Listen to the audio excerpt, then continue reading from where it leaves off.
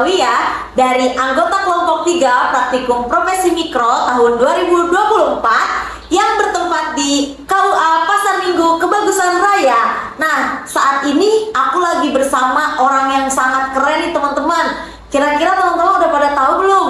Nah, langsung aja ya kita kenalin Pak Saifuddin. Silakan Pak Saif. Ya, Assalamualaikum warahmatullahi wabarakatuh. Saya Saifuddin Zuhri, penyuluh agama Islam KUA Kecamatan Pasar Minggu, sekaligus dosen pamong kelompok 3 Mikro Praktikum BPI tahun 2024. Ya, selamat kenal semuanya. Salam kenal semuanya. Gimana nih Bapak, kira-kira kabarnya? Semoga sehat ya Pak. Alhamdulillah, insya Allah kita harus berbahagia selalu, sehat, bersyukur. Nah, Alhamdulillah, ternyata Pak Saif juga dalam keadaan sehat dan semoga kita semua selalu dalam keadaan sehat, walafiat serta selalu dalam lindungan Allah Subhanahu wa taala. Amin. Amin. Nah, kira-kira teman-teman di sini udah pada tahu belum ya? Kita mau apa? Pasti pada belum tahu ya. Nah, ya udah aku kasih tahu nih. Jadi, aku dengan Pak Saif di sini mau sedikit berbincang-bincang dan berdiskusi ya Bapak ya. Nah, pasti teman-teman bertanya-tanya nih, kira-kira Intan sama Pak Saif mau diskusi apa ya? Nah, jadi di podcast kali ini aku dan Pak Saif akan berdiskusi tentang wakaf. Nah, pasti banyak yang belum tahu nih wakaf itu apa. Mungkin kita langsung ke pertanyaan pertama saja ya Bapak ya. Ayo, silakan. Nah, jadi banyak pertanyaan nih Pak. Seperti yang kita tahu di masyarakat kan masih banyak nih yang bertanya-tanya mengenai wakaf kayak gitu kan Pak. Nah, maka di sini timbullah beberapa pertanyaan. Yang pertama, bagaimana sih Pak wakaf keluarga ini dapat membantu membangun keharmonisan dan kesejahteraan dalam keluarga? Oke, kembali tentang wakaf dulu deh. Pada dasarnya, pada awalnya wakaf itu adalah harta yang disisihkan di antara rezeki yang Allah titipkan untuk kebahagiaan di dunia sampai di akhirat. Kita harus yakin bahwa kehidupan kita bukan hanya kehidupan di dunia ini semata, sehingga di antara rezeki yang Allah titipkan untuk kita, sebagian di antaranya kita wakafkan untuk bekal kehidupan kita di akhirat nantinya, sehingga sakinah, mawaddah, warohmah itu untuk keluarga tidak hanya di dunia semata, sampai di akhirat pun mudah-mudahan bisa semuanya bersama-sama masuk ke dalam surganya Allah. Amin. Amin.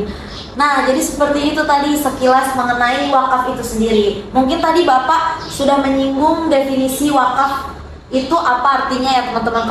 Kalau misalkan teman-teman masih bingung nih apa itu wakaf, nah tadi Pak Saifuddin sudah menjelaskan wakaf itu seperti apa. Nah, mungkin kita lanjut ke pertanyaan selanjutnya nih ya Pak. Karena tadi Bapak sudah menjelaskan sedikit tentang wakaf itu, bahwasannya wakaf itu aspeknya menyeluruh ya Pak ya, bukan sekedar hanya harta atau warisan saja, bisa menyangkut kepada keharmonisan dan kesejahteraan dalam rumah tangga juga ya Pak. Nah, selanjutnya timbul pertanyaan nih Pak, apa saja sih Pak kira-kira nilai spiritual yang dapat diperkuat nih Pak melalui wakaf keluarga dalam upaya mencapai keluarga yang sakinah Pak? Ya, bahwa kembali tentang definisi perkawinan barangkali adalah bahwa perkawinan ketika dua manusia, laki dan perempuan, mengikatkan diri di hadapan penghulu yang hakikatnya adalah berjanji kepada Allah untuk berumah tangga dalam rangka melengkapi bagian dari ibadah. Tugas manusia hidup di dunia ini kan untuk beribadah kepada Allah, sehingga salah satu untuk penyempurnaan ibadah adalah dalam bentuk berumah tangga, dalam bentuk menikah. Sehingga setelah menikah, punya keluarga, kemudian punya keturunan dan sebagainya, tentunya setiap keluarga mendambakan kebahagiaan di dunia dan akhirat. Nah, kira-kira seperti itu. Baik, terima kasih Bapak atas jawabannya mengenai apa saja nilai-nilai spiritual yang dapat diperkuat nih teman-teman melalui wakaf keluarga dalam mencapai upaya keluarga yang sakinah, seperti yang tadi kita dengar langsung dari pemateri kita yang sangat keren ini, termasuk dosen pamong saya Pak Saifuddin, bahwa beliau menuturkan bahwa menikah itu sebagai penyempurna ibadah. Karena teman-teman mungkin yang di luar sana nih yang belum pada menikah, jadi bisa punya pandangan tersendiri atau pandangan baru nih terkait menikah itu tujuannya pada hakikatnya untuk beribadah, seperti itu ya Pak ya. Betul, ya. Nah, mungkin kita lanjut ke pertanyaan selanjutnya nih teman-teman. bagaimana sih Pak cara kita mengedukasi keluarga tentang pentingnya wakaf dan kontribusinya terhadap kebahagiaan keluarga Pak? Ya. Tentunya kembali tentang pernikahan dulu barangkali, tujuannya kan untuk mencapai keluarga yang sakinah, mawaddah, warahmah. Ketika orang menikah, mudah-mudahan ini kalaupun yang belum, mudah-mudahan sempat membuat, kalau dalam istilah dunia pelatihan itu namanya membuat sungai kehidupan. Kapan orang mulai menikah, kemudian kira-kira beberapa bulan, beberapa tahun kemudian, mungkin secara manusiawi merencanakan kira-kira sudah punya anak sendiri, kemudian tentang tempat tinggalnya itu entah di mana, mungkin di awal bersama dengan keluarga pihak laki atau bersama pihak perempuan, atau bahkan mungkin memberanikan diri memiliki rumah sendiri, baik awalnya mungkin kontrak atau memberanikan diri membeli rumah. Nah, itu tentunya kan ada planning dalam kehidupan bersama, sehingga itu secara konsisten disepakati, kemudian diikhtiarkan semaksimal mungkin dan menjadi rencana-rencana hidup, termasuk juga diantaranya umpamanya 5 tahun pertama punya anak, punya kendaraan yang cukup untuk mobilitas awal, punya tempat tinggal awal seperti apa, sampai 10 tahun, sampai 20 tahun, 30 tahun, kira-kira kan dalam kehidupan berumah tangga setelah 30 tahun kan mungkin sudah mapan, tempat tinggalnya sudah cukup layak, beberapa anaknya mungkin ada yang sudah selesai kuliah, mungkin sudah ini itu dan sebagainya. Jangan lupa pikirkan juga tentang kebahagiaan di akhirat, antara lain di antara harta yang Allah titipkan itu adalah untuk diwakafkan. Ya sesuai dengan kebiasaan keseharian orang, mungkin yang senang dengan dunia pengajian bersama dengan majelis taklim mungkin mewakafkan dalam bentuk membangun majelis taklim, atau yang senang dunia pendidikan bersama anak-anak, ya ada yang formal, ada yang non formal, mungkin punya madrasah, punya SD dan sebagainya, atau mungkin yang pendidikan non formal punya TPQ, punya rumah tahfidz dan sebagainya dan seterusnya, diwakafkan, dicita-citakan punya wakaf. Jadi di kemudian hari, sekali lagi ini terkait dengan keluarga sakinah, orientasi dalam kehidupan kita bukan semata-mata untuk di dunia saja. Ingat bahwa hidup manusia di dunia sangat terbatas, kemudian nanti di akhirat pun ketika sudah disiapkan dari sejak dini, tentunya insya Allah akan bisa memperoleh kebahagiaan tidak hanya di dunia, tapi juga di akhirat juga nantinya. Begitu kira-kira. Baik Bapak, terima kasih. Tadi kita sudah mendengar jawaban dari Pak Saifuddin mengenai kontribusi wakaf terhadap kebahagiaan keluarga ya Pak. Yeah. Jadi kata Bapak tadi seperti yang sudah kita dengar bersama-sama, bahwasannya kita ini orientasinya bukan hanya untuk di dunia, tetapi nanti ketika untuk di akhirat juga. Setelah memiliki keluarga yang mapan, kembali lagi kepada keluarga sakinah itu sendiri, bahwa harus punya cita-cita mewakafkan sebagian hartanya kepada Allah. Seperti mungkin kata Bapak tadi dicontohkan mempunyai madrasah, majelis taklim, begitu teman-teman. Nah, tadi karena kita sudah mendengar jawabannya, mungkin kita lanjut ke pertanyaan selanjutnya teman-teman. Nah, bagaimana sih Pak pengelolaan wakaf keluarga dapat menciptakan rasa tanggung jawab nih dan kebersamaan di dalam anggota keluarga, di antara anggota keluarga? Oke. Mungkin saya mundur dulu kepada wakaf itu sendiri, bahwa wakaf tentunya ada orang yang mewakafkan, dalam istilah disebut wakif. Kemudian kedua ada harta benda yang diwakafkan.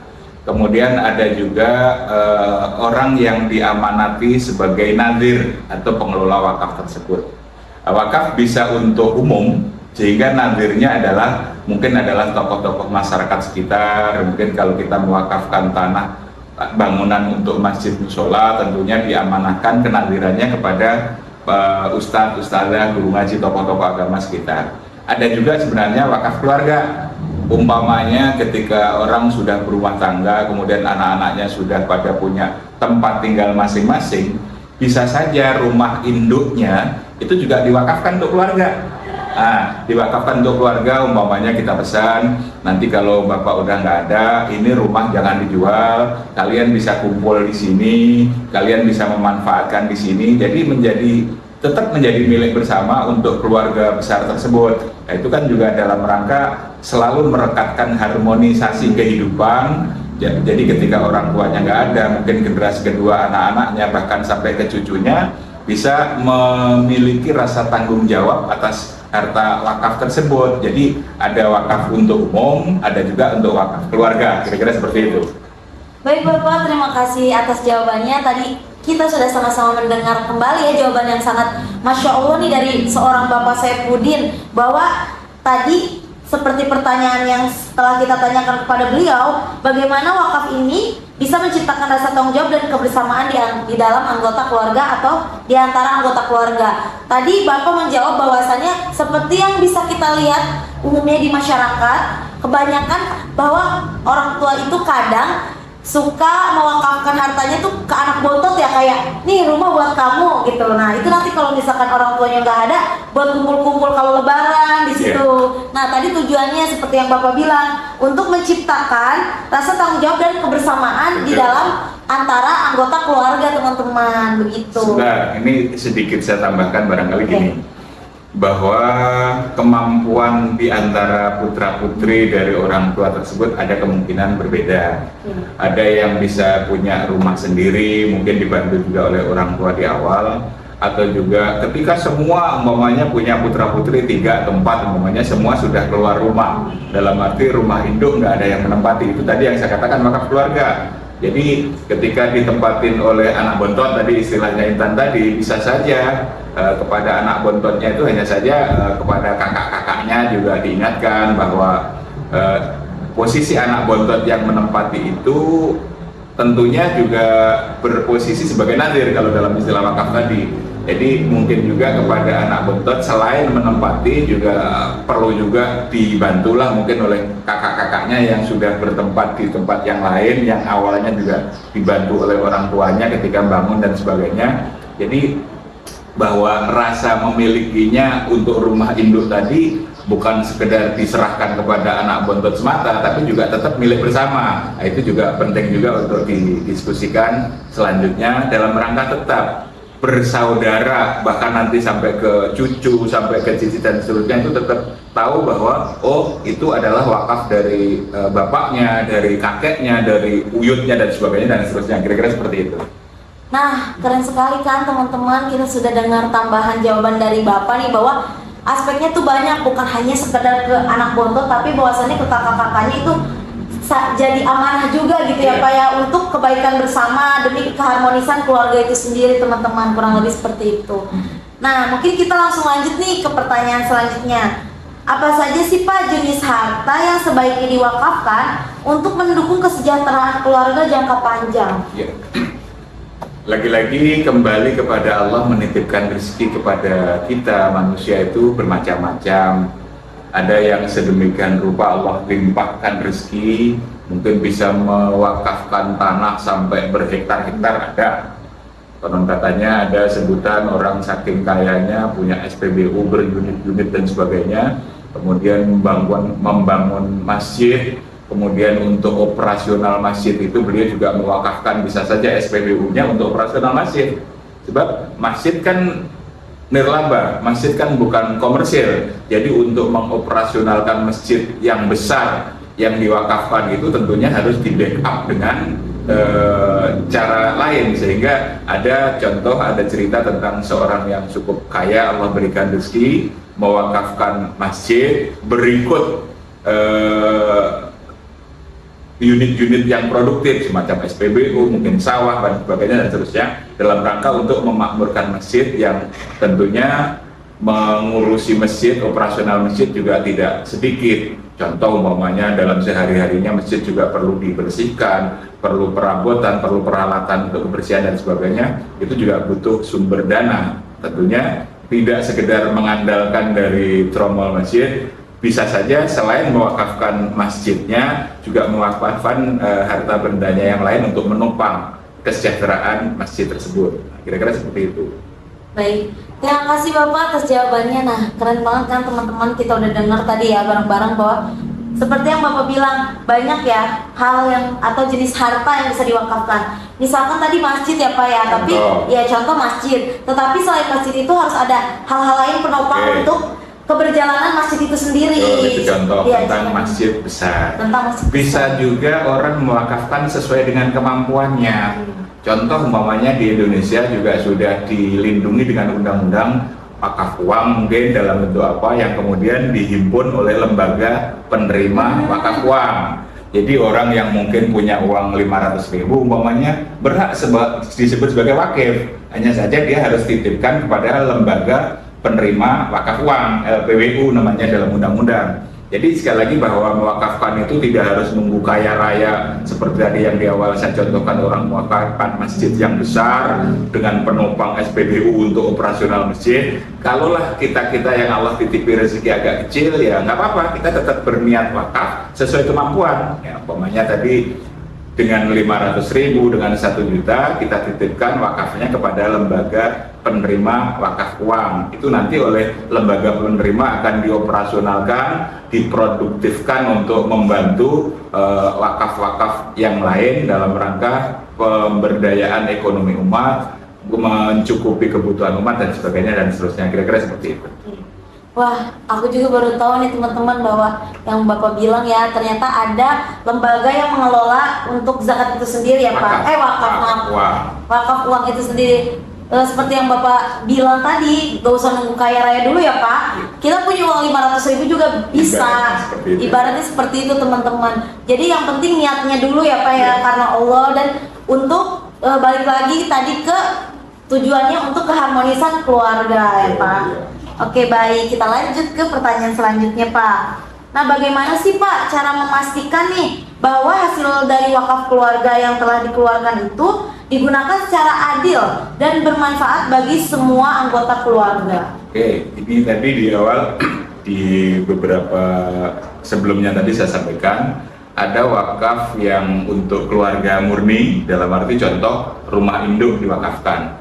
Ada juga wakaf yang lewat masyarakat umum, dalam arti tokoh-tokoh agama yang dititipi untuk mengelola masjid, mungkin mengelola musola, mungkin mengelola madrasah dan sebagainya. Itu kalau kaitan dengan keluarga, wakaf pada dasarnya ketika sudah dikeluarkan dari kepemilikan pribadi, pada hakikatnya itu sudah diserahkan pada Allah. Jadi mohon maaf ketika sudah mewakafkan untuk masjid umpamanya, untuk musola umpamanya, pada dasarnya kita sudah melepas dari kepemilikan pribadi.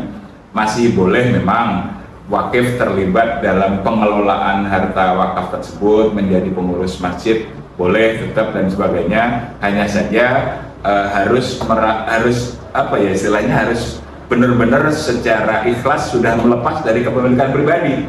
Jangan sampai umpamanya nanti diibaratkan andekan berupa rumah sekian meter dikontrakkan tiap bulan dapat sekian, kemudian sudah diwakafkan menjadi masjid nanti minta bagian sekian juga, enggak seperti itu. Nah, ini sekali lagi bahwa wakaf ini sudah milik Allah, dititipkan kepada nadir, perwakilan beberapa tokoh masyarakat setempat. Ya, sedikit menyambung juga dari pertanyaan Intan tadi.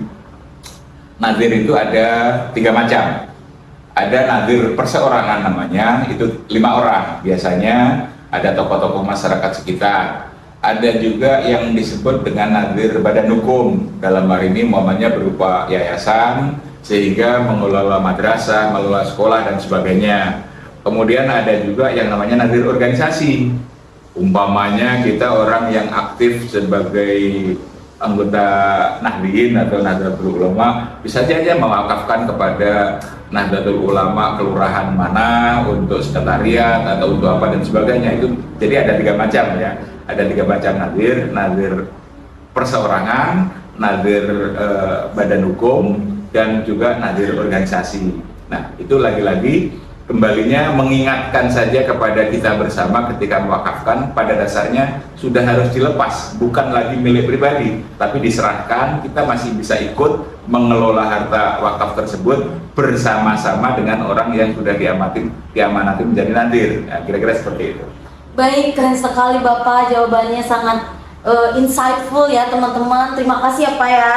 Nah, betul kata Bapak ya, seperti yang sudah kita dengarkan jawaban dari beliau bahwasanya ketika sudah mewakafkan suatu harta, bahwa sudah melepas harta itu dari milik pribadi menjadi milik Milik Allah pada milik Allah dasarnya. pada dasarnya, seperti itu. Karena tadi ketika sudah dikeluarkan hartanya, diwakafkan, boleh masih terlibat, tetapi hanya sebatas itu saja Pak, jangan merasa memiliki karena sudah diserahkan kepada Allah gitu istilahnya. Iya. Saya ambil contoh gini, bahwa ketika zaman Rasulullah, sahabat bertanya kepada Rasulullah, Umar bin Khattab umpamanya, beliau punya kebun kurma yang sangat subur, yang sangat disukai. Kemudian beliau bertanya pada Rasulullah, wahai Rasulullah, bagaimana kiranya saya punya harta ini, harta terbaik yang saya miliki, sarannya apa? Kira-kira begitu bahasa sederhananya. Maka Rasulullah memerintahkan, menyampaikan pada Umar untuk mewakafkan sehingga hasil dari kebun kurma tersebut bukan lagi dimiliki oleh Umar dan keluarganya, tapi diserahkan untuk kemaslahatan kemakmuran umat. Nah, jadi kan kira-kira seperti itu. Jadi hartanya sudah diwakafkan, nilai produktivitas, nilai kebun kurmanya itu, hasil panen kurma dan sebagainya itu untuk kemaslahatan, untuk kemakmuran umat sekitar. Kira-kira seperti itu contohnya. Nah, Masya Allah ya, kita sudah dengar kisah inspiratif bahkan itu dari sahabat Rasulullah SAW, yaitu seorang Umar bin Khattab ya. Bahwasanya yang tadi kita dengar dari Bapak sangat Masya Allah ya Pak ya. Begitu teman-teman.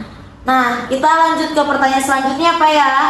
Nah, bagaimana sih Pak peran wakaf keluarga dalam mendukung pendidikan, kesehatan, dan kebutuhan dasar lainnya bagi anggota keluarga? Ya, kembali tentang anggota keluarga terkait dengan wakaf tadi ya. Ini masih pertanyaannya ke arah situ. Tadi saya sampaikan, pada dasarnya ketika sudah diwakafkan, sudah bukan untuk sebagai pribadi keluarga, ibarat orang masih punya kontrakan, per bulan sekian itu dapat sekian, bukan seperti itu. Tapi dalam rangka sebagai orang yang mewakafkan masih boleh terlibat tentang wakaf tersebut. Jadi maksud saya adalah jangan sampai ketika orang sudah mewakafkan masih bertendensi dapat berapa, dapat sekian secara langsung sebagaimana belum diwakafkan. Sebab kalau sudah diwakafkan, saya ambil contoh, sama nilai luas tanah bangunan umpamanya 500 meter.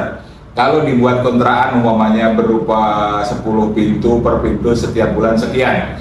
Ketika sudah diwakafkan, ngitungnya bukan lagi seperti itu. Ngitungnya dengan sisi ukhrawinya. Kira-kira ketika 500 meter tadi dimanfaatkan oleh umat untuk beribadah kepada Allah, yakinlah bahwa Allah akan memberikan pahala. Dan dengan seperti itu, ini mungkin pertanyaannya sedikit saya koreksi ya.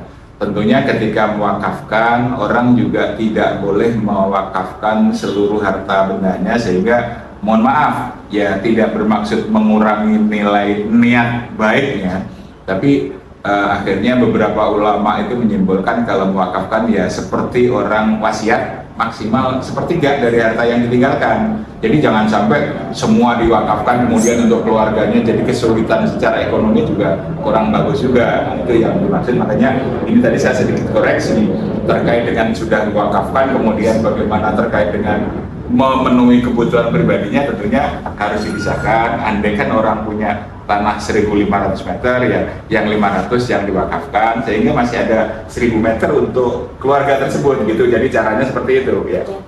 Terima kasih Bapak atas jawabannya, sangat Masya Allah ya teman-teman. Sudah kita dengar dari Bapak Saifuddin bahwasannya ketika mewakafkan harta juga harus dikira-kira, istilahnya seperti itu ya. Misalkan untuk keluarga disisihkan, jangan semua harta diwakafkan, tapi untuk keluarga kedepannya nggak punya harta untuk kedepannya gitu.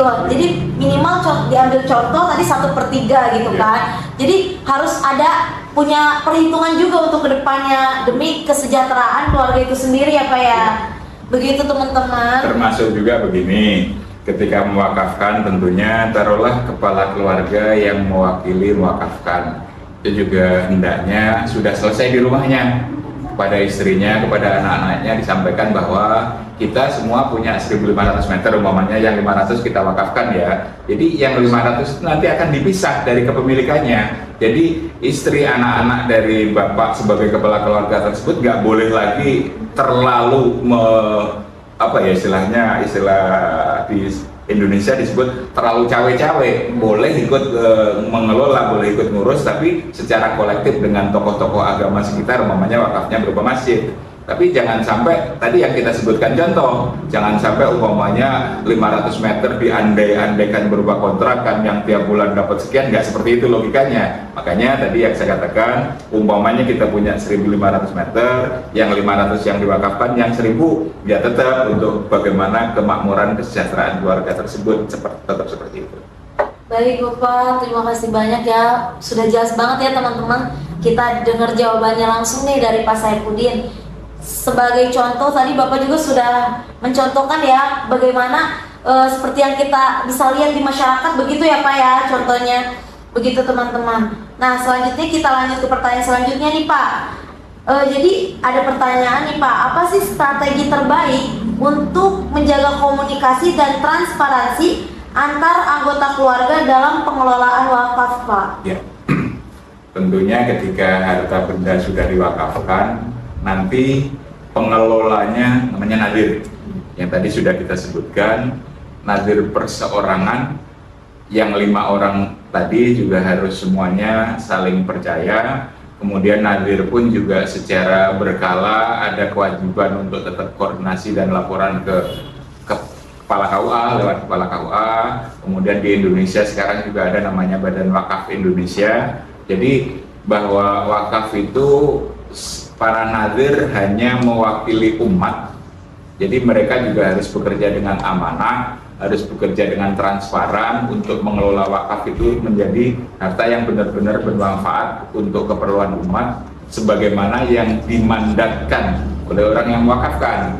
Contoh, ketika orang mewakafkan dalam bentuk masjid, ya dimanfaatkanlah oleh umat sekitar itu untuk masjid. Kemudian ketika berubah peruntukan, tentunya didiskusikan sedemikian rupa. Tidak boleh nadir tiba-tiba merubah asalnya masjid kemudian dirubah menjadi sekolah atau bagaimana. Nah, itu tentunya bagian dari transparansi tadi pertanyaan. Jadi harus melibatkan tidak hanya nadir saja, jadi melibatkan mungkin keluarga wakif, diajak diskusi lagi, oh karena di sini masjid sudah ada yang dekat dengan lokasi, kira-kira boleh nggak istilahnya lahan yang diwakafkan untuk masjid ini kita rubah peruntukan menjadi madrasah umpamanya seperti itu. Jadi bagian dari transparansi pengelolaan wakaf adalah seperti itu. Libatkan juga keluarga wakif, libatkan juga KUA untuk koordinasi, karena pada dasarnya kepala KUA fungsinya dalam perwakafan itu mirip dengan notaris.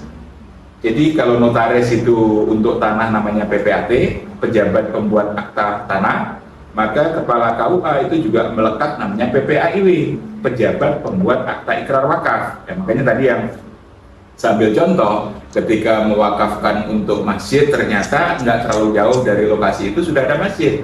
Kita rubah bagaimana caranya? Ya diskusikan dengan yang mewakafkan, diskusikan dengan KUA, diskusikan dengan tokoh-tokoh pengurus masjid di radius terdekat, sehingga tetap amanah itu terjaga dengan baik, sehingga tidak lagi menimbulkan fitnah. Bagaimanapun juga harta benda itu salah satu sumber fitnah. Oke, ya dan seperti itu. Baik Bapak, terima kasih banyak penjelasannya nih teman-teman, sangat jelas banget ya bahwasannya harus banyak melibatkan banyak pihak ya Pak dalam pengelolaannya untuk masalah transparansi ini. Ya.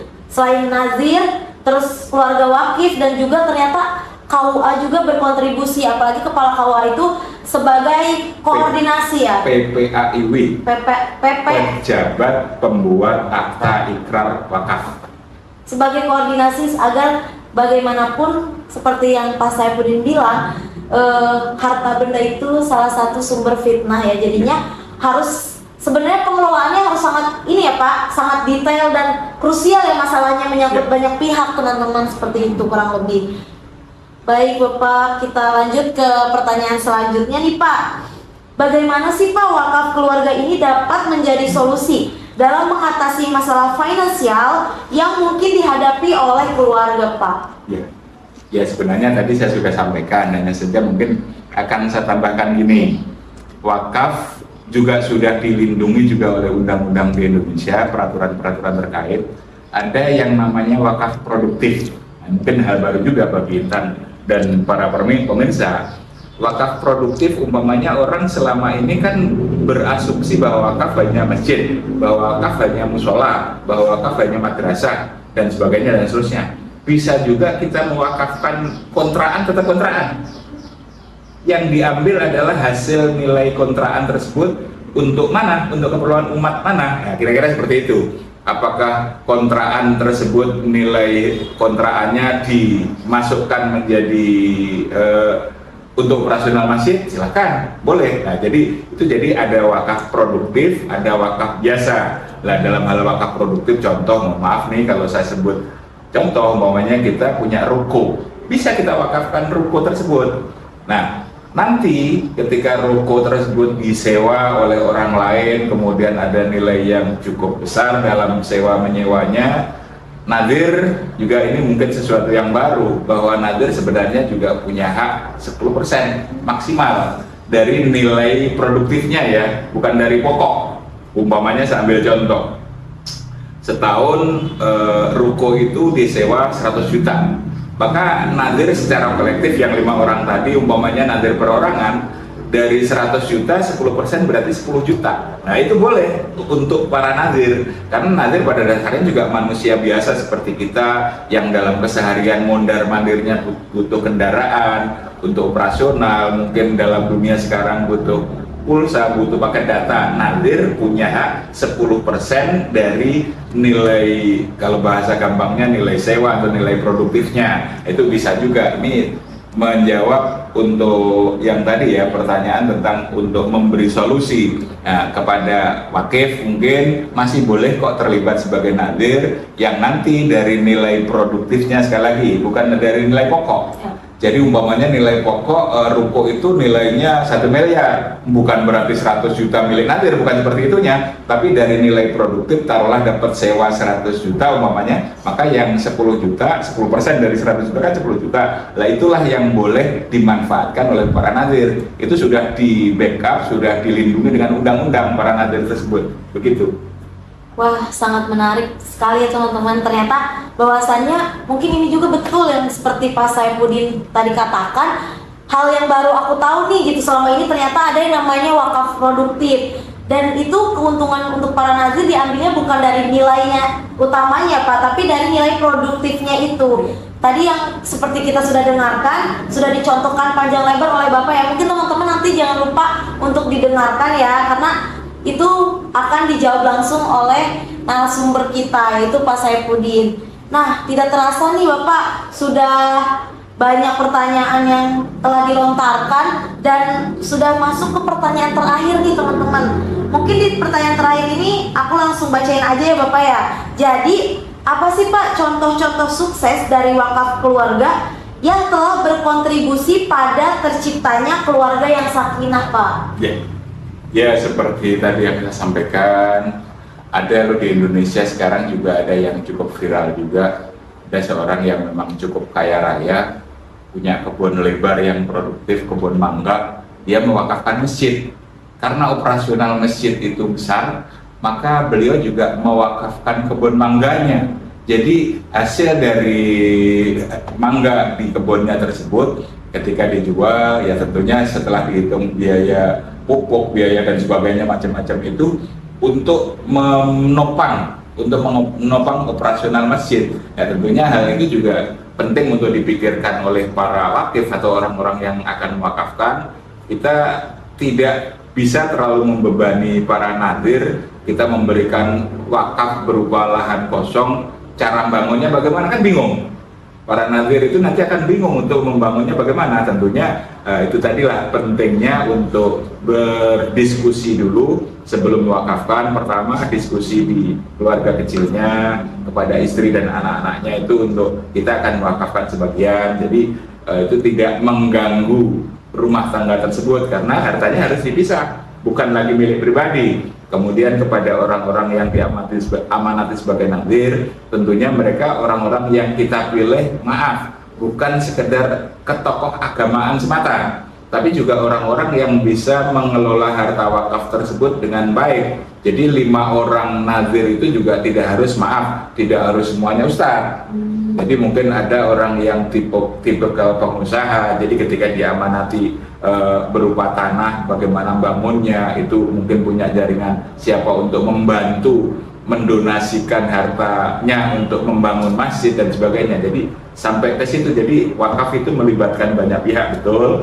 Tadi yang disampaikan oleh Intan, tokoh-tokoh masyarakat sekitar libatkan bahwa ini sudah milik kita bersama, tanggung jawab kita bersama. Jadi untuk membangunnya, untuk memakmurkannya, tentunya wakif tentunya benar-benar harus ikhlas bahwa itu sudah bukan milik pribadinya, sudah diserahkan ke umat, diserahkan kepada Allah lewat beberapa orang yang diamanati sebagai nadir. Tentunya antara wakif dengan nadir harus punya kesepakatan awal dulu, diwakafkan untuk apa, kemudian bagaimana ke depan dan sebagainya. Soalnya kalau sudah diwakafkan tidak boleh ditarik lagi, tidak boleh ditarik mulai, nggak jadi diwakafin, apalagi sudah dicatat oleh KUA, apalagi sudah nanti kalau berupa tanah disertifikatkan menjadi sertifikat wakaf, sudah bukan milik pribadi, sudah nggak bisa diperjualbelikan, nggak bisa diagunkan ke bank, nggak bisa seperti itu.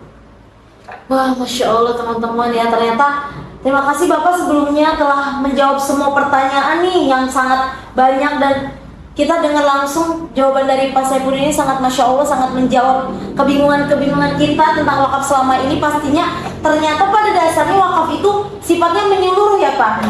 Mungkin kita, termasuk saya sendiri, selama ini mungkin hanya berpikir wakaf sekedar wakaf, mau wakafin harta tinggal wakafin. Ternyata aspeknya banyak ya Pak yang harus dipertimbangkan, dan ternyata ketika sesuatu harta benda itu setelah diwakafkan tidak boleh ditarik ya Pak, apalagi sudah dicatatkan kayak gitu.